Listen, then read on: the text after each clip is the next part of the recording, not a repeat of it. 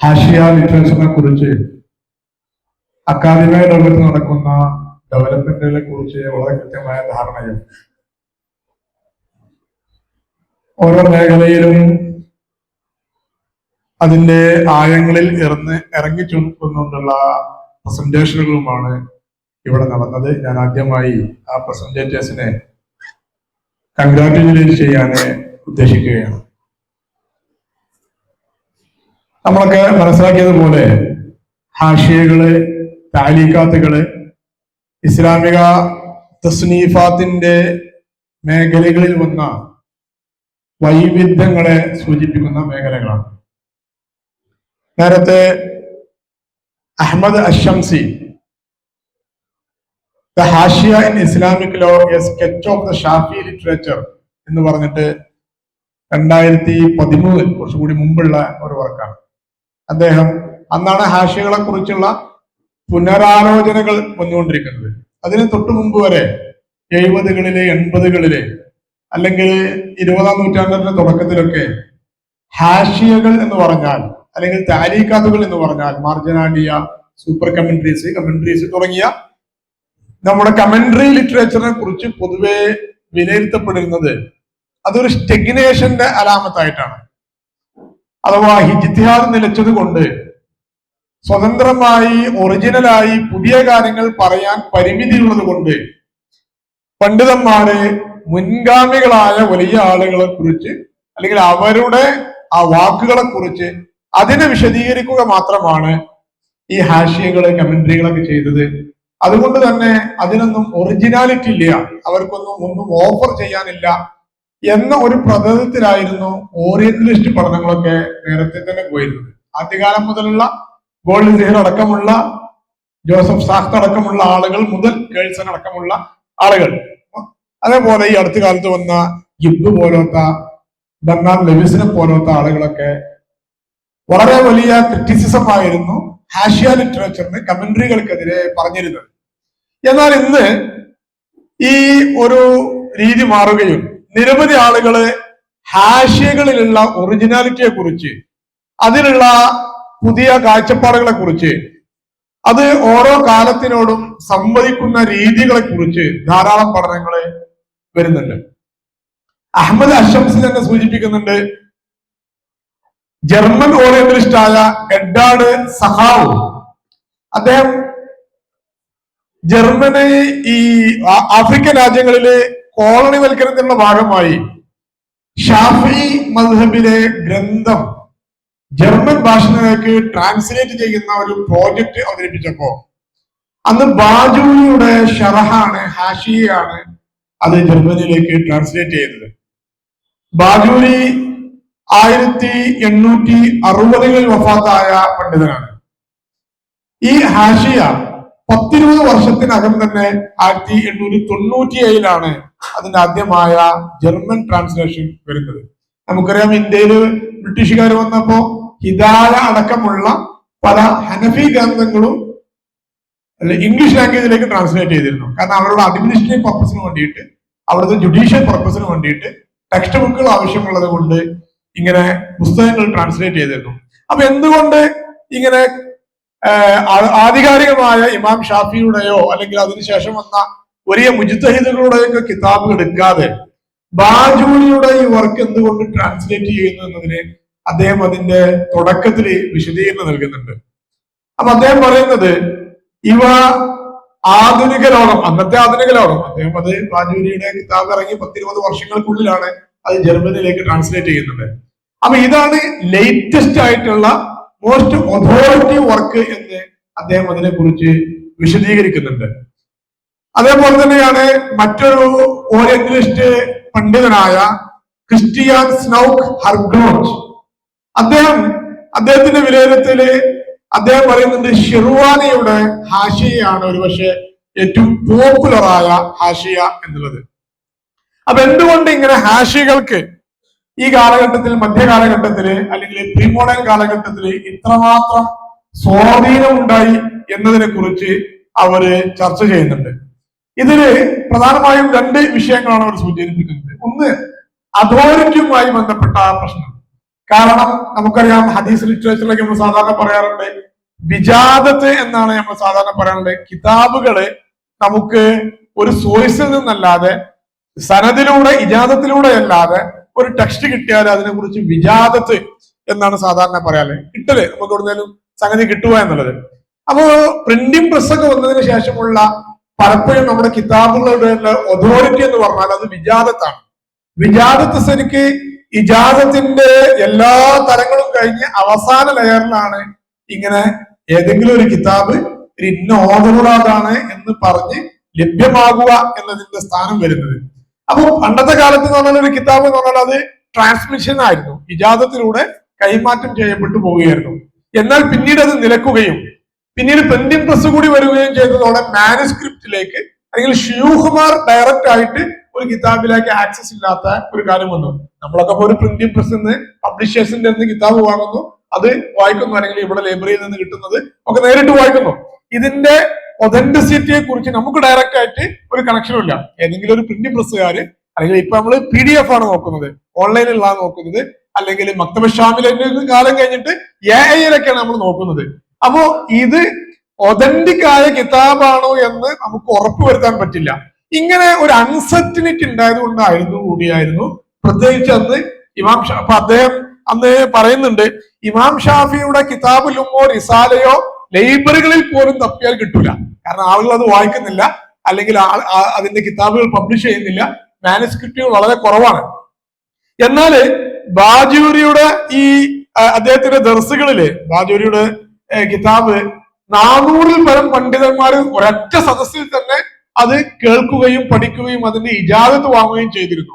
അപ്പൊ ഇങ്ങനെയുള്ള ഹവാഷികള് അതിന്റെ ഓതേഴ്സ് അവിടെ ലഭ്യമാകുകയും അവരിൽ നിന്ന് നേരിട്ട് ഈ കിതാബ് ലഭിക്കുകയും ചെയ്യുമ്പോൾ ആ കിതാബിന്റെ അതോറിറ്റി അതേപോലെ ഒതന്റിസിറ്റി നിലനിർത്താൻ സാധിക്കുന്നു എന്നതായിരുന്നു പ്രധാനപ്പെട്ട ഒരു വിഷയം. അപ്പൊ നേരത്തെയുള്ള പണ്ഡിതന്മാരുടെ കിതാബുകൾക്ക് ഒരു ജനറേഷൻ ഗ്യാപ്പ് വന്നപ്പോ ഈ ഹവാഷികൾക്ക് വളരെയേറെ പ്രാധാന്യം കൈവന്നു എന്നതാണ് യാഥാർത്ഥ്യം. മാത്രമല്ല ഇത് ഫിഖിലൊക്കെ സാധാരണ ഇമാം നവവി, ഇമാം റാഫി റഹിമഹുള്ള ഇവരുടെ തെഹരീറുൽ മദ്ഹബ് വന്നതിന് ശേഷം പറയപ്പെടാറുണ്ട് മദ്ഹബ് ഫൗണ്ടേഴ്സിന്റെ വർക്കുകൾ വരെ ഇവരുടെ ശേഷം അല്ലെങ്കിൽ പിൽക്കാലത്തുള്ള ഈ ശുറൂഹുകളുടെ കാലശേഷം അത് അപ്രസക്തമായി എന്ന്. മാത്രമല്ല ഇമാം നവവി റഹിമഹുള്ള, റാഫി റഹിമഹുള്ളയുടെ തെഹരീറുൽ മദ്ഹബിന് ശേഷം അത് അതിന്റെ പാസ്റ്റിലും അതിന്റെ ഫ്യൂച്ചറിലും ഷാഫി മദ്ഹബിന്റെ ഫ്ലോയിൽ അത് ഇടപെട്ടു എന്ന് പറയുന്നുണ്ട്. പാസ്റ്റ് എന്ന് പറഞ്ഞാല് പിൽക്കാലത്തുള്ള പണ്ഡിതന്മാര് ഡയറക്റ്റ് ആയിട്ട് ഇമാം ഷാഫിയുടെ ഗ്രന്ഥങ്ങൾ വായിച്ച് അതിനെ സൈറ്റ് ചെയ്യുന്നതിന് പകരം പിന്നീട് അത് റാഫി ഇമാമും നവവി ഇമാമും ഉദാഹരണത്തിന് അങ്ങനെയുള്ള സെക്കൻഡറി സോഴ്സില് നേരത്തെയുള്ള പണ്ഡിതന്മാർ എങ്ങനെയാണ് പരാമർശിക്കപ്പെട്ടത്, അല്ലെങ്കിൽ അങ്ങനെ സെക്കൻഡറി സൈറ്റേഷൻ മാത്രമായിരുന്നു പിന്നീട് വന്ന ഒരു ജനറേഷന് ആദ്യകാല പണ്ഡിതന്മാരിലേക്ക് സൈറ്റ് ചെയ്ത് പോയത് എന്നതാണ്. അത്രമാത്രം ഹവാഷികള്, ഷുറൂഹുകള് ഇസ്ലാമിക വിജ്ഞാന ശാഖകളിൽ സ്വാധീനം ചെലുത്തി എന്നതാണ് ഇത് മനസ്സിലാക്കുന്നത്. അതേപോലെ നിങ്ങൾക്ക് ഒരുപക്ഷെ പരിചയപ്പെട്ട വർക്കായിരിക്കും മാത്തൂബി ഇൻഗാൾസിന്റെ Zakariyya al Ansari and the study of Muslim commentaries from the later Islamic middle period. Zakariyya al Ansari നിങ്ങൾക്കറിയാം ഷാഫി മദ്ഹബിൽ ഏത് കിതാബ് നോക്കുകയാണെങ്കിലും സക്കറിയൽ അൻസാരിയുടെ കാലഘട്ടം വരുമ്പോ അദ്ദേഹം അതിലൊരു ആക്ടിവിറ്റി ചെയ്തിട്ടുണ്ടായിരിക്കും. അത് ഉസൂലാവട്ടെ അല്ലെങ്കിൽ ഫിഖ് ആവട്ടെ, ഏത് കിതാബാണെങ്കിലും സക്കറിയൽ അൻസാരിയുടെ കാലഘട്ടം അദ്ദേഹം ആണെങ്കിൽ 100 വർഷത്തിൽ പരം ജീവിക്കുകയും ഷാഫി മദ്ഹബിലെ ഒട്ടെല്ലാ ഗ്രന്ഥങ്ങളേക്കും എന്തെങ്കിലുമായിട്ട് ഒരു താലീഖോ ഷറഹോ ഹാഷിയോ ഏതെങ്കിലും ഒക്കെ ആയിട്ട് ജമ്മുൽ ജവാമി എടുത്തു നോക്കുകയാണെങ്കിൽ നിങ്ങൾക്കറിയാം അദ്ദേഹം ജമ്മിന് ഷറഹ എഴുതുന്നുണ്ട്. ജമ്മിന്റെ മഹല്ലിയുടെ ഷറഹിന് അദ്ദേഹം ഹാഷിയ രചിക്കുന്നുണ്ട്. പിന്നെ ജമ്മിന് ലുബ്ബുൽ ഉസൂൽ എന്ന് പറഞ്ഞിട്ട് ഇഖ്തിസാറാക്കുന്നുണ്ട്. ആ ലുബ്ബുൽ ഉസൂലിനെ അദ്ദേഹം തന്നെ ഷറഹും ചെയ്യുന്നുണ്ട്. അപ്പൊ ജമ്മുൽ ജവാമിക്ക് മാത്രം സക്കറിയൽ അൻസാരി 4 വർക്കുകൾ ജമ്മുൽ ജവാമിക്ക് മാത്രം അദ്ദേഹം രചിക്കുന്നുണ്ട്. അപ്പൊ സക്കറിയൽ അൻസാരി വെച്ചിട്ട് എങ്ങനെയാണ് മുസ്ലിം പണ്ഡിതന്മാര് കമന്ററി ലിറ്ററേച്ചറിലൂടെ ഈ പണ്ഡിത ചർച്ചകളെ പുനരുജ്ജീവിപ്പിച്ചത് എന്നും അതിനെ പുതിയ ജനറേഷനിലേക്ക് കൊണ്ടുപോയത് എന്നും അദ്ദേഹം ചർച്ച ചെയ്യുന്നുണ്ട്. അതേപോലെ തന്നെ വളരെ പ്രധാനപ്പെട്ട ഈ അടുത്ത് വന്ന ഒരു വർക്കാണ് ആറൂൺ സ്പവാക്കിന്റെ എക്കിൻ ഇൻസ്റ്റിറ്റ്യൂട്ട് അടക്കമുള്ള സ്ഥാപനങ്ങളുമായി ബന്ധപ്പെട്ട് വർക്ക് ചെയ്യുന്ന ആളാണ് ആറൂൺ സ്പവാക്ക്. അദ്ദേഹത്തിന്റെ the archetypal Sunni scholar law theology and mysticism in the synthesis of al Bajuri. നിങ്ങൾ ഒരു പക്ഷെ അത് കണ്ടിരിക്കോ എനിക്കറിയില്ല. പി ജിയിലൊക്കെ കഴിഞ്ഞ വർഷം മുതൽ നമ്മള് അതൊരു കമ്പൽസറി റീഡിംഗ് വർക്കായിട്ട് വെച്ചിട്ടുണ്ട്. ഇമാം ബാജൂരി നമ്മൾ നേരത്തെ പറഞ്ഞ പോലെ ഷെയ്ഖുൽ അസ്ഹറാണ്. ആ കാലത്ത് വന്ന റിഫോം മറ്റു കാര്യങ്ങളെയൊക്കെ തടഞ്ഞു നിർത്തി ട്രഡീഷനിന്റെ ഒരു പ്രിസർവറായിട്ട് നിന്ന വലിയ പണ്ഡിതനാണ് ഇമാം ബാജൂരി. അപ്പോ ബാജൂരിയുടെ വർക്കുകൾ വെച്ചിട്ട്, കാരണം ഈ സമയമായപ്പോ തന്നെ ആർക്കിടൈപ്പൽ സുന്നി സ്കോളർ എന്ന രീതിയിലുള്ള കേരളത്തിലൊക്കെ ഉള്ളതുപോലെ തന്നെ ഒരു പരമ്പരാഗതമായ സുന്നി പണ്ഡിതൻ എന്ന് പറഞ്ഞാല് അവര് ഒരേ സമയം തന്നെ ലോ ഇസ്ലാമിക ഫിഖിനെ കൈകാര്യം ചെയ്യുന്നു, തിയോളജി കൈകാര്യം ചെയ്യുന്നു, അതേപോലെ സൂഫിസവും. ഈ നമ്മൾ ലോയിൽ നമ്മൾ പറയാറുണ്ട്, നമ്മൾ അഹദുൽ മദാഹിബിൽ അർബ, നാലൊരു മദ്ഹബ് സ്വീകരിക്കുകയും തിയോളജിയിൽ രണ്ടാളൊരു അശ്അരി മാതുരിദി സനഡ് സ്വീകരിക്കുകയും പിന്നെ സൂഫിസം, ഇതൊക്കെ പാടെ ഒന്നിച്ചിട്ട് ഇപ്പോ നിങ്ങൾ ജമ്മുൽ ജവാമിന്റെ ഒരു സ്ട്രക്ചർ നോക്കിയാൽ തന്നെ നിങ്ങൾക്കത് കാണാൻ സാധിക്കും. ജമ്മിൽ ഉസൂൽ ഫിഖ് ആണ് പ്രധാനപ്പെട്ട പ്രമേയം. എന്നാൽ ആ ഉസൂൽ ഫിഖ് പറഞ്ഞിട്ട് അദ്ദേഹം നിർത്തുകയല്ല, മറിച്ച് ഉസൂലിന്റെ അവസാനത്തില് തഖ്ലീദിന്റെ ബാബില് അവസാന ഡിഗ്രി അവസാന വർഷ വിദ്യാർത്ഥികളൊക്കെ ആണെങ്കിൽ ഒരുപക്ഷെ ആ പരിസരത്തൊക്കെ എത്തിയിരിക്കും. ബാബിൽ ഇസ്തിഹാദിന്റെ ബാബില് തഖ്ലീദിനെ കുറിച്ച് ചർച്ച ചെയ്ത് തഖ്ലീദ് ഫി ഉസൂലുദ്ദീൻ, ഉസൂലുദ്ദീനിൽ തഖ്ലീദ് ചർച്ച ചെയ്യാൻ പറ്റോ ഇല്ലേ എന്ന വിഷയത്തിലേക്ക് കടക്കുകയും എന്നിട്ട് അദ്ദേഹം എന്താണ് അപ്പോ തഖ്ലീദിന്റെ പരിമിതികളെ കുറിച്ച് പറഞ്ഞിട്ട് അതുകൊണ്ട് തന്നെ ഇപ്പോ ഇമാം അബുൽ ഹസൻ അശ്അരിയുടെ ഒരു അഭിപ്രായം അവിടെ ചർച്ച ചെയ്യുന്നുണ്ട്. മുഖല്ലിദിന്റെ ഈമാൻ ശരിയാണോ അല്ലേ എന്ന ഒരു അഭിപ്രായം.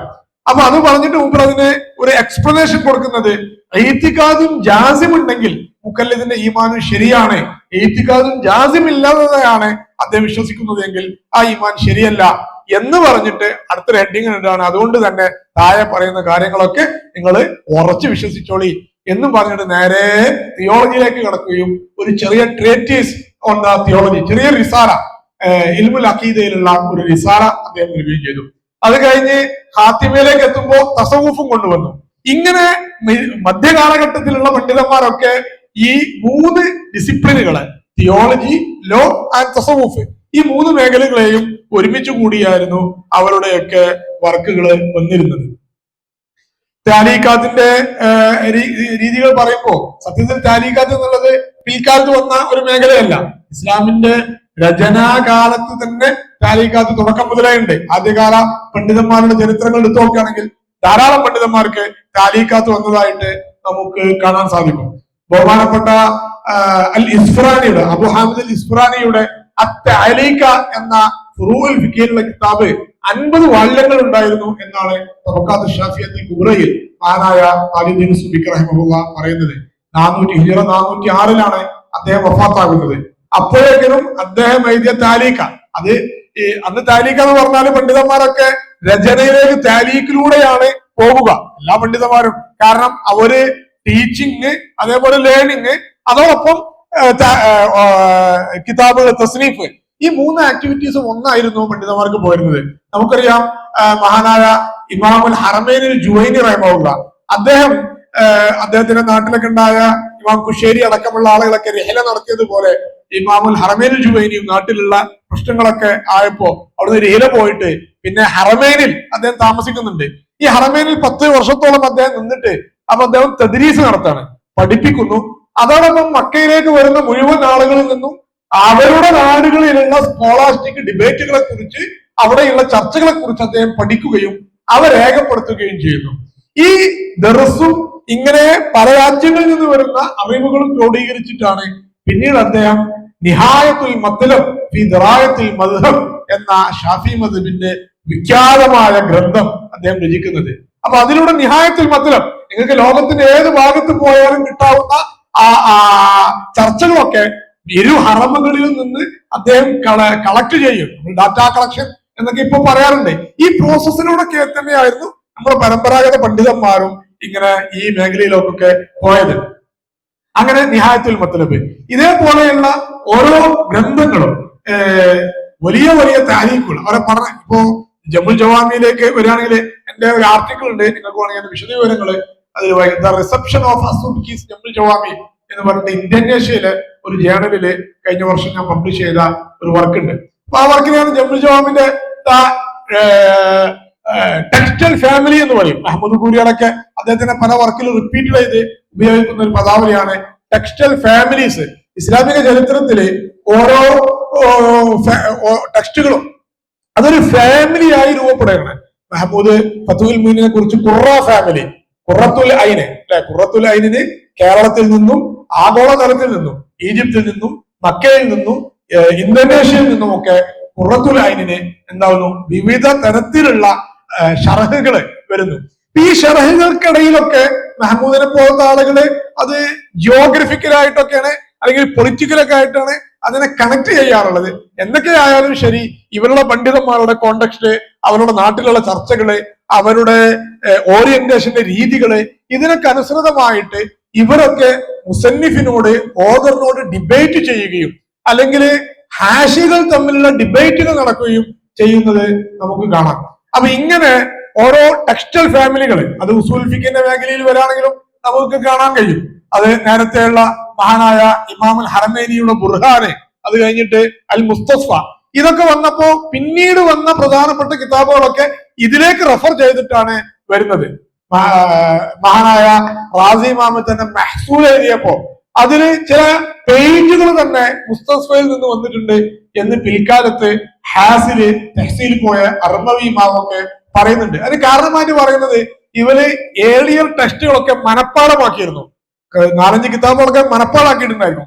അപ്പോ സ്വാഭാവികമായിട്ട് രചിക്കുമ്പോ അത് ഇന്നത്തെ പോലെയുള്ള എന്തല്ല കോപ്പി പേസ്റ്റ് അല്ല, സ്വാഭാവികമായിട്ട് അവർ രചിക്കുമ്പോ ഒരു വിഷയം വരുമ്പോ അതിൽ ഇമാം ഗസാലിയുടെയൊക്കെ വളരെ കൃത്യമായ പാരഗ്രാഫുകൾ അദ്ദേഹത്തിന് മനസ്സിലുണ്ടാകുമ്പോൾ സ്വാഭാവികമായിട്ടും ആ ഒഴുക്കിൽ അതങ്ങ് വന്നു പോകുന്ന രീതിയായിട്ട് പറയുന്നുണ്ട്. പിന്നെ മഹ്സൂല് അൽ ആമിദിയുടെ ഇഹ്കാമ്, ഇതിനൊക്കെ 40-50ഓളം ഷറഹുകള് അല്ലെങ്കിൽ മുഖ്തസറാത്തുകള്, ഒരു വർക്ക്, ആ വർക്ക് വന്നാൽ അതിനെ ചുറ്റിപ്പറ്റിയിട്ടുള്ള ധാരാളം വർക്കുകൾ വരുന്നു. അതിൽപ്പെട്ട ഏതെങ്കിലും വർക്ക് പിന്നീട് അടുത്ത തലമുറയില് അത് ഏറ്റവും വലിയ പ്രധാനപ്പെട്ട വർക്കായിട്ട് രൂപാന്തരം പ്രാപിക്കുന്നു.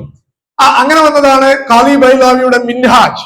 മിൻഹാജ് വന്നപ്പോ മിൻഹാജ് ശരിക്ക് നേരത്തെയുള്ള മഹ്സൂലിന്റെ ഹാസിലിന്റെ തുടർച്ചയായിട്ട് വന്ന ഒരു കിതാബായിരുന്നു. പക്ഷെ മിൻഹാജ് വന്നപ്പോ മിൻഹാജ് സ്വീകരിക്കപ്പെടുകയും മിൻഹാജിനെ ചുറ്റിപ്പറ്റിയിട്ട് 60-ലധികം രീതിയിലുള്ള കമന്ററി ലിറ്ററേച്ചറുകൾ രൂപപ്പെടുകയും ചെയ്തു. ഇതേപോലെ തന്നെയാണ് ഇബ്നു ഹാജിമിന്റെ മുഖ്തസറിനെ കുറിച്ച് അദ്ദേഹത്തിന് ഫുറൂഇലും മുഖ്തസറുണ്ട്, ഉസൂലിലും മുഖ്തസറുണ്ട്. ഇബ്നു ഹാജിനെ കുറിച്ച് സാധാരണ പറയാറുള്ളത് അദ്ദേഹം ആദ്യം ഒരു കിതാബ് രചിക്കുകയും പിന്നീട് ആളുകളൊക്കെ ഇനിയും ചുരുക്കണം എന്ന് പറഞ്ഞപ്പോ അദ്ദേഹം വീണ്ടും ചുരുക്കുകയും, അങ്ങനെ ചുരുക്കിയപ്പോ പിന്നീട് വായിക്കുമ്പോൾ അദ്ദേഹത്തിന് പോലും അത് മനസ്സിലാക്കാത്ത അത്ര പ്രയാസകരമായി ആ മുഖ്തസറ് രൂപാന്തരപ്പെടുകയും ചെയ്തു എന്ന് ആളുകൾ പറയാറുണ്ട്. ഇങ്ങനെ മുഖ്തസറുകള് വളരെ കണിശവും അല്ലെങ്കിൽ ആളുകൾക്ക് അത്രയും എക്സ്പേർട്ട് ആയ ആളുകൾക്ക് മാത്രം മനസ്സിലാവുകയും ചെയ്യുന്ന രീതിയിൽ വരുമ്പോഴാണ് പിന്നെ അതിന് ഷറഹുകൾ വരുന്നത്. ഇങ്ങനെയാണ് താജുദ്ദീൻ സുബിക്ക് റഹിമഹുള്ള മിൻഹാജിന്, അതേപോലെ മുഖ്തസറിനൊക്കെ റഫ്ഉൽ ഹാജിബും അൽ ഇബ്ഹാജ് ഫി ഷറഹിൽ മിൻഹാജ് എന്നൊക്കെ ഷറഹുകൾ എഴുതുന്നത്. ഈ ഷറഹുകൾ പിന്നീട് അവർ പഠിപ്പിച്ചു കൊടുക്കുകയും ആ പഠിപ്പിച്ചു കൊടുക്കുന്ന സമയത്ത് നോട്ട് എഴുതുകയും ആ താരീഖുകൾ പിന്നീട് സ്വതന്ത്രമായ കിതാബുകളായിട്ട് രൂപപ്പെടുകയും ചെയ്യാം. അങ്ങനെയാണ് ജംഉൽ ജവാമിഉം ശരിക്ക് അദ്ദേഹം മൻഉൽ മവാനിന്റെ തുടക്കത്തിൽ പറയുന്നുണ്ട്, 2-3 വർഷത്തെ കഠിനാധ്വാനം, നിരന്തരമായി പേജുകളിൽ എഴുതി ചേർക്കലുകള്, വെട്ടിത്തിരുത്തലുകള്, ഇങ്ങനെയൊക്കെ കൂട്ടിച്ചേർക്കലുകളും വെട്ടിത്തിരുത്തലുകൾക്കും ഒടുവിലാണ് മൻഉൽ മവാനി, നേരത്തെ ഇവിടെ പറഞ്ഞതുപോലെ മുത്തൂനുകളൊക്കെ കുറഞ്ഞ പേജ് മാത്രമേ ഉള്ളൂ. മൻഉൽ മവാനി ആകെ 41 പേജാണ് മൻഉൽ മവാനി ഉള്ളത്. നേരത്തെ പറഞ്ഞ ഖാദി ബൈലാവിയുടെ മിൻഹാജും അതിനേക്കാൾ കുറഞ്ഞ പേജ് ഒരു മത്തിനുകൾ വരുന്നുള്ളൂ. ഉസൂൽ ഫിഖിന്റെ എല്ലാ ചർച്ചകളും നമ്മുടെ ഹാഷിയത്തുൽ അത്താർ പറയുന്നുണ്ട്, അദ്ദേഹത്തിന്റെ കാലഘട്ടത്തിൽ പോലും ആളുകളെ ഒരു വിഷയം അത് ഉസൂലിയായ ടോപ്പിക്കാണോ അല്ലേ എന്ന് നോക്കണമെങ്കിൽ അത് ജംഉൽ ജവാമിയിൽ ആ വിഷയം പരാമർശിക്കപ്പെട്ടിട്ടുണ്ടോ ഇല്ലേ എന്നാണ് അവര് റെഫറൻസ് ചെയ്യാറുള്ളത് എന്ന് പറയണ്ടേ. അപ്പൊ ഈ ഒരു 40 പേജിലൊക്കെ ഈ ഇത്രയും വിഷയങ്ങൾ ഒതുക്കുമ്പോ അടുത്ത തലമുറയിലേക്ക് എത്തുമ്പോ അതെന്താവില്ല, അത് ആളുകൾക്ക് മനസ്സിലാവാതെ അല്ലെങ്കിൽ അതിനോട് എൻഗേജ് ചെയ്യാൻ സാധിക്കാതെ വരുന്നൊരു സാഹചര്യം വരും. അപ്പൊ അതിന് വീണ്ടും ഷറഹുകള് മറ്റു കാര്യങ്ങളൊക്കെ രൂപപ്പെടും. ഇപ്പൊ താജുദ്ദീൻ സുബിക്കിയുടെ ജംഉൽ ജവാമി എടുത്ത് നോക്കുകയാണെങ്കിൽ ആ 760-ലാണ് അദ്ദേഹം ജമുൽ ജവാമിയെ രചിക്കുന്നത്, പബ്ലിഷ് ചെയ്യുന്നത് 760. 760 അദ്ദേഹത്തിന് 33 വയസ്സുണ്ടാവുമ്പോഴാണ് ഈ അദ്ദേഹത്തിന്റെ ക്ലാസ് നോട്ടുകള് അദ്ദേഹം നേരത്തെ റഫുൽ ഹാജിബും ഇബ്ഹാജും ഒക്കെ പഠിപ്പിച്ചതിൽ നിന്ന് നിരന്തരമായി എഴുതിയെടുത്ത ഒരു കിതാബായിട്ടാണ് ജമുൽ ജവാമി അദ്ദേഹം പബ്ലിഷ് ചെയ്യുന്നത്. താജുദ്ദീൻ സുബ്കി ഇതേ രീതിയിൽ തബക്കാത്ത് ഷാഫിയ 10 വാളിലെ വലിയ കിതാബാണ്. തബക്കാത്ത് ഷാഫിയെ കുറിച്ച് അദ്ദേഹം പറയുന്നുണ്ട്, അദ്ദേഹത്തിന്റെ ജീവിതത്തിലെ 20-25ഓളം വർഷം നിരന്തരമായി എപ്പോഴും വായിക്കുമ്പോൾ അത് എഴുതി കുറിപ്പുകൾ എഴുതി അത് സ്വരുക്കൂട്ടിയിട്ടാണ് തൊബക്കാത്ത്. ഈ തൊബക്കാത്ത് ഷാഫിയ കുബ്ര അദ്ദേഹത്തിന് എത്തിപ്പിടിക്കാൻ പറ്റാത്തതാണ് അദ്ദേഹം അതിനിടയ്ക്ക് സുഹറയും മുസ്തയും ഒക്കെ പബ്ലിഷ് ചെയ്യുകയും പിന്നീടും അതിലേക്ക് കുറെ കൂട്ടിച്ചേർക്കലുകളൊക്കെ നടത്തിയിട്ട്, കാരണം നിങ്ങൾക്ക് അത് വായിക്കുമ്പോ തൊബക്കാത്ത് ഷാഫിയത്തുൽ കുബ്ര വായിക്കുമ്പോൾ നിങ്ങൾക്ക് ഈ താലീഖാത്തിന്റെ പ്രസക്തി മനസ്സിലാവും.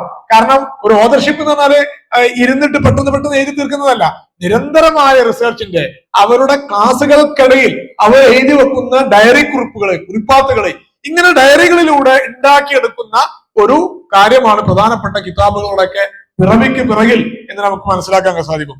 ധാർമ്മിക വിദ്യാർത്ഥികളൊക്കെ ഇങ്ങനെ ഒരു കോൺഫറൻസ് നടത്തുമ്പോൾ ചുരുങ്ങിയത് നിങ്ങൾക്കെങ്കിലും അങ്ങനത്തെ ഒരു പ്രാക്ടീസ്, നിങ്ങൾ വായിക്കുന്നത് ചർച്ച ചെയ്യുന്നതൊക്കെ എഴുതി വെക്കുകയും അത് പിന്നീട് കറക്റ്റ് ചെയ്യുകയും അങ്ങനെ നിങ്ങളൊക്കെ PG-ലോ അല്ലെങ്കിൽ PG ഒക്കെ എത്തുമ്പോൾ അത് പബ്ലിഷ് ചെയ്യുന്ന രീതിയിലേക്ക് വരികയും ചെയ്യുമ്പോൾ നമ്മൾ പഴയ കാലത്തെ ഉലമാക്കൾ ചെയ്തതുപോലെയുള്ള ഒരു വൈബ്രന്റ് ആയിട്ടുള്ള ഒരു സ്കോളർഷിപ്പിന്റെ ഒരു കൾച്ചർ, ഒരു അറ്റ്മോസ്ഫിയർ നമുക്ക് കേരളത്തിലും പുനർജീവിപ്പിക്കാൻ സാധിക്കുമെന്ന് ശുഭപ്രതീക്ഷ ഞാൻ പുലർത്തുന്നു. ഇപ്പൊ 760 താജുദ്ദീൻ സുബ്കി ജമുൽ ജവാമി എഴുതിയിട്ട് അദ്ദേഹം പിന്നെ അത് ടീച്ച് ചെയ്യുമ്പോൾ ഇതേപോലെ ചോദ്യങ്ങൾ വരും, ധാരാളം ചോദ്യങ്ങൾ വരും. അങ്ങനെ ചോദ്യങ്ങളിൽ വന്ന നോട്ടുകൾക്ക് അപ്പോൾ എഴുതിയ മറുപടികളാണ് പിന്നീട് അദ്ദേഹം ഒരു 5-6 വർഷങ്ങൾക്ക് ശേഷം മൻഉൽ മവാനി പബ്ലിഷ് ചെയ്യുന്നത്. മൻഉൽ മവാനി നിങ്ങൾ നോക്കിയ ആളുകൾക്ക് മനസ്സിലാക്കാൻ സാധിക്കും, വ്യത്യസ്തമായ ഭാഗങ്ങളിൽ നിന്ന് ജംഇലുള്ള ടീച്ചിങ് നോട്ടുകളാണ്. കുട്ടികൾ ചോദിച്ച ചോദ്യങ്ങൾ അല്ലെങ്കിൽ ഇതിന്റെ വായനക്കാർ എഴുതി ചോദിച്ച ചോദ്യങ്ങൾ, ഇങ്ങനെ ടീച്ചിങ് നോട്ടുകൾ, ആളുകൾക്കുള്ള റെസ്പോൺസുകൾ അത് അതേപടി പബ്ലിഷ് ചെയ്ത ഓട്ടോ കമന്ററിയാണ് മൻഉൽ മവാനി. 1762 2 വർഷമായപ്പോത്തിന് അൽ അസദി എന്ന് പറയുന്ന താജുദ്ദീൻ സുബ്കിയിൽ നിന്ന് തന്നെ ജമുൽ ജവാമി പഠിച്ച ആള് അദ്ദേഹം എന്താകുന്നുണ്ട്, അൽ ബുറൂഖുൽ ലവാമി എന്നൊരു പേരില് ഒരു ക്രിറ്റിസിസം ജമുൽ ജവാമിനെ നേരത്തെ പറഞ്ഞു. ഓദേശ് കിതാബ് എഴുതുമ്പോ ക്രിറ്റിസൈസ് ചെയ്യേണ്ടവർക്ക്, ഇന്റർപ്രറ്റേറ്റ് ചെയ്യേണ്ടവർക്കൊക്കെ ഉള്ള സ്ഥലം വിട്ടിട്ട് അത്രയും എന്തായിരുന്നു നമ്മള് സ്വാഗതം ചെയ്യുകയായിരുന്നു. അക്കാഡമിക് ഡിബേറ്റുകളെ, എൻഗേജ്മെന്റുകളെ സ്വാഗതം ചെയ്യുന്ന സമീപനമായിരുന്നു നമ്മുടെ ഇസ്ലാമിക സ്കോളർഷിപ്പിന്റെ പ്രത്യേകത. ഇന്നത്തെ പോലെ എന്തെങ്കിലും ഒരു എഴുത്തറാത് വരുമ്പോഴേക്കിനെ അവരെ മാറ്റി നിർത്തുകയും അല്ലെങ്കിൽ പുറത്താക്കുകയും അല്ലെങ്കിൽ അവരോട് ശോഭിക്കുകയോ ഒക്കെ ചെയ്യുന്ന ഒരു കൾച്ചറിൽ ഒരിക്കലും ഇസ്ലാമിക സ്കോളർഷിപ്പ് ഡെവലപ്പ് ആവൂല. ഇസ്ലാമിക് സ്കോളർഷിപ്പ് ആണെങ്കിൽ ക്രിട്ടിക്കൽ തിങ്കിങ് വേണം, പരസ്പരം അതോടുകൂടെ എഴുത്തറാത് ചെയ്യാനും അതിനെ റദ്ദ് ചെയ്യാനുമുള്ള ഒരു മനസ്സ് വേണം. അപ്പൊ അൽ ബുറൂഖുൽ ലവാമി താജുദ്ദീൻ സുബ്കിക്ക് വന്നപ്പോ അദ്ദേഹം മൻഉൽ മവാനിയില് ഒരു സെഷൻ ഇദ്ദേഹത്തിന് മറുപടി കൊടുക്കാൻ നീക്കി വെക്കാണ്. അപ്പൊ അദ്ദേഹത്തിന് ആവോളം പുകയത്തുണ്ട്, എന്നിൽ നിന്ന് ജമുൽ ജവാമി പഠിച്ചിട്ട് ഇതിന് ഇത്ര കണിശമായ ചോദ്യങ്ങൾ ഉയർത്തിയതിന് അദ്ദേഹത്തോട് ഞാൻ നന്ദി പറയുന്നു എന്നൊക്കെ പറഞ്ഞ് തന്റെ ശിഷ്യന്മാരെ, തന്നിൽ നിന്ന് ജമ്മു പഠിച്ച ആളുകളെ പുകഴ്ത്തിയിട്ടാണ് താജുദ്ദീൻ സുബ്കി ഇദ്ദേഹത്തിന് മറുപടി കൊടുക്കുന്നത്. ഇങ്ങനെയായിരുന്നു നമ്മുടെ ഒരു അക്കാദമിക് കൾച്ചർ. മാത്രമല്ല ഇപ്പോ ഇങ്ങനെ വരുന്ന ഈ ഒരു പോക്കിൽ നമുക്കറിയാം ജമ്മിന് 150ഓളം ഷറഹുകളുണ്ട്. 150ഓളം ഷറഹുകള് അത് പല രീതിയിലുള്ളുണ്ട്. ഷറഹുകളുണ്ട്, ഹവാഷികളുണ്ട്, താലീഖാത്തുണ്ട്. നേരത്തെ പറഞ്ഞതുപോലെ ഇബ്നു അജറുൽ അസ്കലാനി റഹിമഹുല്ലാ, ഇബ്നു അജറുൽ അസ്കലാനിക്ക് ജമുൽ ജവാമിന് ഒരു താലീഖാത്തുണ്ട്. ഇതേപോലെ ജലാലുദ്ദീൻ സുയൂത്തി റഹിമഹുല്ലാ അടക്കമുള്ള ആളുകൾ അതിനെ നൗമാക്കിയിട്ടുണ്ട്. ആ നൗമിന് പിന്നീട് അവർ ഷറഹ് ചെയ്യുന്നുണ്ട്. ഇങ്ങനെ ഒരു ഗ്രന്ഥം കിട്ടിയാൽ ആ ഗ്രന്ഥം പഠിക്കുകയും നമ്മള് 9-ാം നൂറ്റാണ്ടിന്റെയും 10-ാം നൂറ്റാണ്ടിന്റെയൊക്കെ ബയോഗ്രഫിക്കൽ ലിറ്ററേച്ചർ എടുത്തു നോക്കുകയാണെങ്കിൽ അന്നുള്ള എല്ലാ പണ്ഡിതന്മാരും ഇങ്ങനെയുള്ള കിതാബ് പഠിക്കുന്നു, അത് പഠിപ്പിക്കുമ്പോൾ അതിന് താരീഖ് എഴുതുന്നു. ഇപ്പോ 760 ജമ്മ് എഴുതിയാല് 860കളിലാണ് മഹാനായ മഹല്ലി ഇമാമ് വഫാത്താകുന്നത്. ഒരു നൂറ്റാണ്ട് കഴിയുമ്പോഴത്തിന്. ആ ഒരു നൂറ്റാണ്ട് കഴിയുമ്പോഴേക്കിന് ജമ്മിന് ഇഷ്ടംപോലെ ഷറഹുകൾ വരാണ്. മഹല്ലി ഇമാമിന്റെ ഉസ്താദുമാരായിരുന്ന പ്രധാനപ്പെട്ട ആളുകൾക്കൊക്കെ ജമ്മിന് നുക്കത്തുകളോ താലീഖുകളോ ഉണ്ട്. അങ്ങനെ അത്തരം ദർക്കഷി ഇമാമിന്റെ തശ്രീഫുൽ മസാമി പോലത്തെ കിതാബുകളൊക്കെ ആയിരുന്നു. മഹല്ലി ഇമാമ് ബദർ തോലി എഴുതുന്നത് ഇതേ രീതിയിലാണ്. അദ്ദേഹം ജമ്മ് വിത്ത് ഷറഹുകള് ഏളിയർ കമന്ററി വെച്ചിട്ട് ജമ്മിനെ പഠിപ്പിക്കുമായിരുന്നു.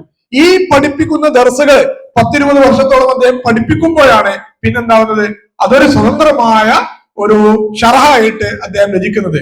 ഇങ്ങനെ മദ്റുത്തോല അദ്ദേഹം രചിക്കുമ്പോൾ പിന്നീട് അദ്ദേഹം അത് പഠിപ്പിക്കാൻ തുടങ്ങുന്നുണ്ട്. പിന്നീട് അദ്ദേഹത്തിന്റെ അതേ കാലഘട്ടത്തിലുള്ള അഹ്മദുൽ ഖുറാനി, മഹല്ലിമാമിന്റെ അതേ കാലഘട്ടത്തിലുള്ള ഒരു ആളാണ് അഹ്മദുൽ ഖുറാനി. അദ്ദേഹം ജമ്മിന് മറ്റൊരു ഷറഹ് രചിക്കുന്നു. അതില് മഹല്ലിമാമിന്റെ മുആസിറാണ്. അദ്ദേഹം എന്താകുന്നു, മഹല്ലിമാമ് ചെയ്ത കുറെ തഹ്കീഖാത്തുകൾക്ക് ഇത്റാദ് ഉന്നയിക്കുന്നു. അതിനെ വിരുദ്ധമായി അദ്ദേഹം അതിൽ തെറ്റുകൾ സൂചിപ്പിക്കുന്നു, അല്ലെങ്കിൽ മുസന്നിഫിനോട് ഷാരിഹിനോട് അവർ ഡിബേറ്റ് ചെയ്യുന്നു, അതിൽ തെറ്റാണെന്ന് പറഞ്ഞിട്ട്. അങ്ങനെ അഹ്മദുൽ ഖുറാനി ഈ രീതിയിൽ ഷറഹ് എഴുതിയപ്പോഴാണ് പിന്നെ മഹല്ലി ഇമാമിന്റെ ശിഷ്യൻ എന്താവുന്നത്, അഹ്മദുൽ ഖുറാനിക്ക് മറുപടി പറഞ്ഞിട്ട് മറ്റൊരു ഷറഹ് രചിക്കുന്നത്. ഞാൻ പറയുന്നത് ഇങ്ങനെയുള്ള ക്ലാസ് ഡിബേറ്റുകള്, താലീഖാത്തുകള്, അതായിരുന്നു ഇസ്ലാമിക ലിറ്ററേച്ചറിനെ നിരന്തരമായി എൻകറേജ് ചെയ്യുകയും അതിനെ പുതിയ പുതിയ തലത്തിലേക്ക് അതിനെ കൊണ്ടുപോവുകയും ചെയ്യുന്നത്. അങ്ങനെ പിന്നീട് അവിടെ ഒരു 4-5 കമന്ററി ഒരു 10-25 വർഷത്തിനുള്ളിൽ വരുന്നുണ്ട്. കാരണം ഒരാള് കമന്ററി എഴുതുമ്പോൾ നേരത്തെ വന്ന ആൾക്കെതിരുള്ള ക്രിറ്റിസിസം ആയിരിക്കും. അഹ്മദുൽ ഖുറാനിയുടെ കമന്ററി ഈ അടുത്ത് സൗദിയിൽ നിന്ന് 2 വർഷത്തിനുള്ളിൽ ഇപ്പൊ അടുത്ത് എന്തായി പബ്ലിഷ് ചെയ്ത് വന്നിട്ടുണ്ട്. അപ്പൊ അതിലുള്ള ഇത്റാറുകളാണ് നമ്മൾ ഇന്നും കാണുന്ന ബന്നാനിയില്, ഷിർബീനയില് തുടങ്ങിയ അത്താറില് ഒക്കെയുള്ള പ്രധാനപ്പെട്ട ഇത്റാറുകള്. ഇതൊക്കെ അഹ്മദ് ഖുറാനി തുടങ്ങി വെച്ച ഇത്റാറുകളാണ്. പിന്നീട് ഇബ്നു ഖാസിമിൽ ഉബ്ബാദ് വന്നപ്പോ അദ്ദേഹത്തിന്റെ രചന ലക്ഷ്യമായിട്ട് തന്നെ അദ്ദേഹം പറഞ്ഞത് ഇമാമിനും മുസന്നിഫിനും ഷാരിഹിനും മഹല്ലി ഇമാമിനും എതിരെ വന്ന എഴുത്തുറാളുകൾക്ക് ജവാബ് പറയലാണ് അൽ ആയാത്തുൽ ബയ്യിനാത്ത് എന്ന് പറഞ്ഞിട്ട് അദ്ദേഹം എഴുതുന്ന കമന്ററിയുടെ ലക്ഷ്യം തന്നെ നേരത്തെ വന്ന എഴുത്തുറാളുകൾക്ക് ജവാബ് പറയാനാണ് എന്നതായിരുന്നു. അതുകൊണ്ടാണ് ബന്നാനിയുടെ കിടക്കൊക്കെ ഇബ്നു ഖാസിമിനെ കോട്ട് ചെയ്യുമ്പോ അല്ലെ, ഇബ്നു ഖാസിമിനെ കോട്ട് ചെയ്താല് അത് ശരിയായിട്ടില്ല, മൂപ്പര് പറഞ്ഞ ഉത്തരം ശരിയായിട്ടില്ല, ജവാബിഹി നദറുൻ എന്നൊക്കെ പറഞ്ഞിട്ട് പറഞ്ഞു പോകും. വേറെ ഉത്തരമൊന്നും പറഞ്ഞിട്ടില്ലെങ്കിലും ഈ നേരത്തെ പറഞ്ഞ ഉത്തരം ശരിയല്ല എന്ന് പറഞ്ഞു പോകുന്നത് നമുക്ക് കാണാൻ കഴിയും. അപ്പൊ ഇങ്ങനെ ഓരോ ഇന്റലക്ച്വൽ ട്രഡീഷനായിട്ട്, ഇതൊരു ട്രഡീഷനാണ് അല്ലെ, ഓരോ കാലഘട്ടത്തിലും വരുന്ന ചർച്ചകള് അല്ലെങ്കിൽ സംവാദങ്ങള് അല്ലെങ്കിൽ വെല്ലുവിളികള്, ഇതിന് മറുപടി പറഞ്ഞ് താരീഖുകള്, എന്താ ഷറഹുകൾ ഉണ്ടാവുന്നു, അതിന് സൂപ്പർ കമന്ററീസ് ഉണ്ടാവുന്നു, അതിന് താരീഖുകൾ ഉണ്ടാവുന്നു, അതിന് നുക്തകൾ വരുന്നു, അതിന് റദ്ദുകൾ വരുന്നു. ഇങ്ങനെയാണ് കമന്ററി ലിറ്ററേച്ചർ മുന്നോട്ട് പോയത്. എന്നാല് 20-ാം നൂറ്റാണ്ടിന്റെ അവസാനത്തോടെ ഹാഷിയകൾക്കെതിരെ വളരെ വലിയ ആരോപണങ്ങൾ വരികയും ഹാഷിയകളിൽ നിന്ന് ആദ്യം മുതൂനിലേക്കും, എന്നാലും 20-ാം നൂറ്റാണ്ടായപ്പോ പിന്നെ താലീഖിന് പകരം തഹ്കീഖ് എന്ന രീതിയിലാണ് പിന്നീട് വന്നത്. തഹ്കീഖുകൾ വെരിഫൈ ചെയ്യുക, എഡിറ്റ് ചെയ്യുക. ഈ തഹ്കീഖും സത്യത്തില് ഓറിയന്റലിസ്റ്റുകളാണ് ആദ്യമായിട്ട് തുടങ്ങുന്നത്. ഓരോ കിതാബുകളും ചിലപ്പോൾ കിതാബിലില്ലാത്ത സ്വാധീനം തഹ്കീഖുകൾക്ക് ഉണ്ടാവും. ഉദാഹരണത്തിന് അബു ഇസ്ഹാഖ് ഷാത്തിബിയുടെ അൽ മുവാഫഖാത്ത് 9-ാം നൂറ്റാണ്ടിൽ ഇറങ്ങിയിട്ടുണ്ട്, 800-കളിൽ ഇറങ്ങിയിട്ടുണ്ട്. പക്ഷെ അത് എത്രയോ നൂറ്റാണ്ടുകൾ കഴിഞ്ഞിട്ട് അബ്ദുള്ള ദറാസ് എന്ന ഈജിപ്തിലെ മുഹമ്മദ് അബ്ദുവിന്റെ ശിഷ്യനായ അബ്ദുള്ള ദറാസ് അദ്ദേഹം മുവാഫഖാത്ത് തഹ്കീഖ് നടത്തിയപ്പോഴാണ് ലോക ശ്രദ്ധയിൽ മുവാഫഖാത്ത് വരുന്നതും പിന്നീട് മഖാസിദിന്റെ വലിയ ചർച്ചകൾക്ക് അത് തിരകൊളുത്തുകയും ചെയ്യുന്നത്. അപ്പൊ ചിലപ്പോ അങ്ങനെയാണ്, ഒറിജിനൽ ടെക്ഷൻ ഇല്ലാത്ത, ഇപ്പോ നമുക്കറിയാം ഇമാം മുസ്നിയുടെ മുഖ്തസർ, ഷാഫി മദ്ഹബിലെ ഒട്ടുമുക്കാൽ ഗ്രന്ഥങ്ങളും, ഞാൻ നേരത്തെ പറഞ്ഞ നിഹായത്തുൽ മത്ലബ് ഇമാം ജുവൈനി രചിക്കുമ്പോൾ, ഇമാം ഹറമീൻ ജുവൈനി രചിക്കുമ്പോൾ അദ്ദേഹം കാരണം അന്നത്തെ ഒരു പ്രാക്ടീസ് അതായിരുന്നു, നേരത്തെയുള്ള ഒരു അതോറിറ്റിയുടെ ടെക്സ്റ്റ് എടുത്തിട്ട് അതിനെ ബേസ് ചെയ്തിട്ടായിരുന്നു അന്നൊക്കെ ഉണ്ടായിരുന്ന ഗ്രന്ഥരചനകൾ പ്രധാനമായിട്ട് പോയിരുന്നത്. പറയുന്നുണ്ട് ഞാൻ ഇമാം മുസ്നിയുടെ മുഖ്തസർ അനുസരിച്ചായിരിക്കും ഇത് രചിക്കുക എന്നുള്ളത്. എന്നാല് നിഹായയിലെ ഇടക്കിടക്ക് മുഖ്തസറിന്റെ തബ്വീബിനെ കുറിച്ച് ഇമാമുൽ ഹറമൈൻ ജുവൈനി വിമർശനങ്ങൾ ഉന്നയിക്കുന്നുണ്ട്. കാരണം ഇമാമുൽ ഹറമൈൻ ജുവൈനി ലൊജീഷ്യനും മന്തിക്കുകാരനുമായിരുന്നു.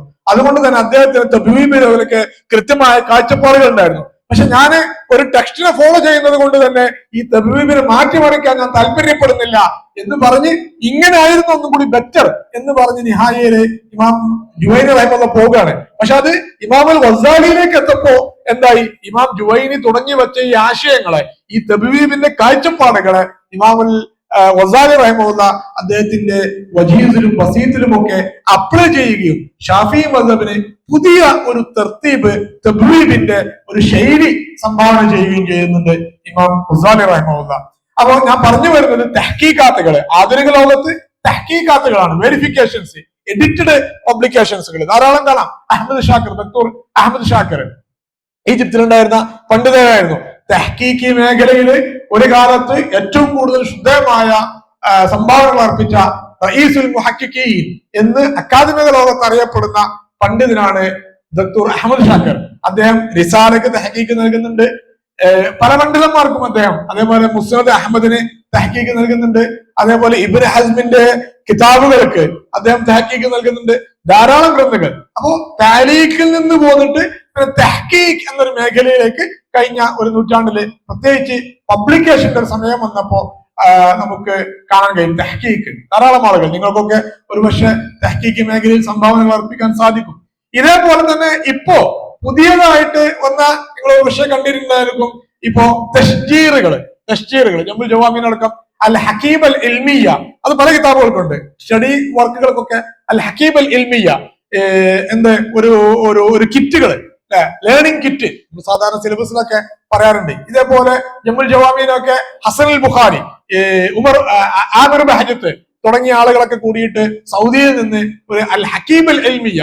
അപ്പൊ അതിലെന്താ വെച്ചാൽ പല കാര്യങ്ങള്, തഹ്കീഖ് മാത്രമല്ല, നേരത്തെ ഒരു തഹ്കീഖ് ആയിരുന്നു, തഹ്കീഖിനോടൊപ്പം തെംബീനുകൾ ആഡ് ചെയ്തു, തശ്ജീറുകൾ ആഡ് ചെയ്തു, തശ്ജീറുകൾ ആഡ് ചെയ്യുന്നു, തെംബീൻ ആഡ് ചെയ്യുന്നു, അതോടൊപ്പം ചില നെൽമുകൾ ആഡ് ചെയ്യുന്നു. ഇങ്ങനെ ഇതെല്ലാം കൂടിയിട്ട് ഒരൊറ്റ കിറ്റായിട്ട് പബ്ലിഷ് ചെയ്യുക. ഇപ്പോ പല പുതിയ കിതാബുകൾക്കും ഈ ഹക്കീബ അൽ ഹക്കീം അൽ ഇൽമിയ വരുന്നുണ്ട്. ദാറുൽ വിദ്യാർത്ഥികൾക്ക് കൈവക്കാവുന്ന ഒരു മേഖലയാണത്. കാരണം നമ്മളൊക്കെ ദർസിൽ പഠിക്കുന്ന പല കിതാബുകളും ലോകതലത്തിൽ തന്നെ ദർസിലുള്ള കിതാബുകളാണ്. അപ്പൊ ഇവിടെ നിങ്ങൾക്ക് ഒരു ഗ്രൂപ്പ് പ്രോജക്റ്റ് ആയിട്ട് ഒരു ഹക്കീബ ഇൽമിയ നിങ്ങൾ ഉണ്ടാക്കുന്നു. അപ്പൊ അതിന് തശ്ജീറുകള്, നമുക്ക് IT-യും മറ്റേ കമ്പ്യൂട്ടറൊക്കെ ജ്ഞാനമുള്ള ധാരാളം ആളുകള് നമ്മുടെ അടുത്തുണ്ട്.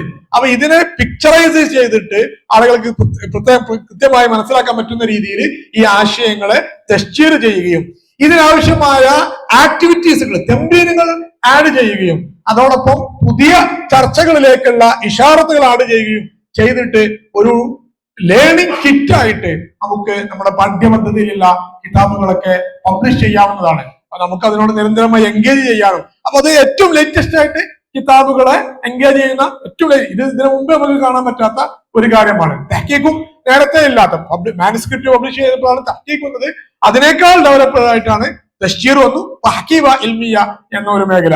ഇങ്ങനെ ഈ കമന്ററികളുമായി അല്ലെങ്കിൽ ടെക്സ്റ്റുമായി ബന്ധപ്പെട്ടിട്ടുള്ള ആക്ടിവിറ്റീസുകളുടെ വൈവിധ്യങ്ങൾ ഇസ്ലാമിക ലോകത്ത്, ഇസ്ലാമിക സ്കോളർഷിപ്പിൽ നമുക്ക് കാണാൻ സാധിക്കും. ഇന്ന് റിസർച്ച് മെത്തഡോളജിയുടെ ഭാഗമായിട്ട് അവർ പറയുന്ന സൈറ്റേഷന്റെ നിയമങ്ങൾ, സൈറ്റേഷന് കുറെ നിയമങ്ങള്, ചിക്കാഗോ ആണെങ്കിൽ ഇങ്ങനെ, AP ആണെങ്കിൽ ഇങ്ങനെ എന്നൊക്കെ ശൈലികളുണ്ട്. ഇങ്ങനെയുള്ള പല ശൈലികളും നമ്മുടെ ഉലമാക്കളെ രൂപപ്പെടുത്തിയിരുന്നു. റുമൂസുകളെ കുറിച്ച് അൽഫവായിദുൽ മക്കിയ, അൽഫവായിദുൽ മദനിയ, കുർദിയുടെ അൽഫവായിദുൽ മദനിയ തുടങ്ങിയ കിതാബുകളൊക്കെ ഇങ്ങനെ റുമൂസുകള് എന്തൊക്കെയാണ്, ഓരോ പണ്ഡിതന്മാരുടെയും ഇസ്തിലാഹാത്തുകള്, റുമൂസുകള് എന്നൊക്കെ ചർച്ച ചെയ്യുന്നുണ്ട്. ജമ്മിന്റെ ടെർമിനോളജികളെ കുറിച്ച് എന്റെ ഒരു ആർട്ടിക്കിൾ നമ്മുടെ ദാമുദായുടെ തന്നെ ഒരു ജേണലിൽ വന്നിട്ടുണ്ട്. അപ്പൊ അതിലേക്ക് ഇത്തരമുള്ള ഇസ്തിലാഹാത്തുകളെ കുറിച്ചൊക്കെ ഇഷാറാത്തുകള് ഞാൻ നടത്തിയിട്ടുണ്ട്. അപ്പൊ ഏതായാലും ഹാഷിയനെ കുറിച്ച് തന്നെ ജേണലുകൾ ഇറങ്ങുന്ന ഒരു കാലത്താണ് നമ്മൾ ജീവിച്ചു കൊണ്ടിരിക്കുന്നത്. അതുകൊണ്ട് തന്നെ നിങ്ങൾക്ക് ഈ മേഖലയിൽ കൂടുതൽ പഠിക്കാനും അതിനെക്കുറിച്ച് പബ്ലിഷ് ചെയ്യാനും, നമ്മുടെ പണ്ഡിതന്മാർ ഒരു കാലത്ത് ഒരു കോൺട്രിബ്യൂഷൻ ചെയ്തിട്ടില്ല, അവിടെ റെപ്യൂട്ടേഷൻ മാത്രമായിരുന്നു ഉണ്ടായിരുന്നത് എന്ന ഈ ആഖ്യാനത്തെ മാറ്റി മറിച്ച് തഖ്ലീദിന്റെ അല്ലെങ്കിൽ നമ്മുടെ ഉലമാക്കളുടെ കാലഘട്ടത്തിലും വളരെ വലിയ ഇന്റലക്ച്വൽ എൻഗേജ്മെന്റ് ഇസ്ലാമിക് സ്കോളർഷിപ്പിൽ നടന്നിരുന്നു എന്ന് സ്ഥാപിക്കുകയും ചെയ്യാനുള്ള ഒരു സുവർണാവസരം കൂടിയാണ് ഇതിലൂടെ നമുക്ക് കടന്നു വരുന്നത്. അള്ളാഹു തൗഫീഖ് നൽകട്ടെ. ഇത്തരം ഒരു പരിപാടി സംഘടിപ്പിച്ചതിന് നിങ്ങളെ പ്രത്യേകിച്ച് അഭിനന്ദിച്ച് ഞാൻ എന്റെ വാക്കുകൾ ഉപസംഹരിക്കുന്നു. ഇനി എന്തെങ്കിലും ഇന്ററാക്ഷൻസോ മറ്റൊക്കെ ഉണ്ടെങ്കിൽ ബഹുമാനപ്പെട്ട ഇസ്മായിൽ ഉസ്താദ് അടക്കം ഇവിടെ ഉണ്ട്, പേപ്പർ പ്രസന്റ് ചെയ്ത ആളുകളുണ്ട്, നിങ്ങൾക്ക് ചോദിക്കാവുന്നതാണ്. വാഹിർ ദഅ്വാനാ അൽഹംദുലില്ലാഹി റബ്ബിൽ ആലമീൻ. അസ്സലാമു അലൈക്കും വറഹ്മത്തുള്ളാഹി വബറകാതുഹു.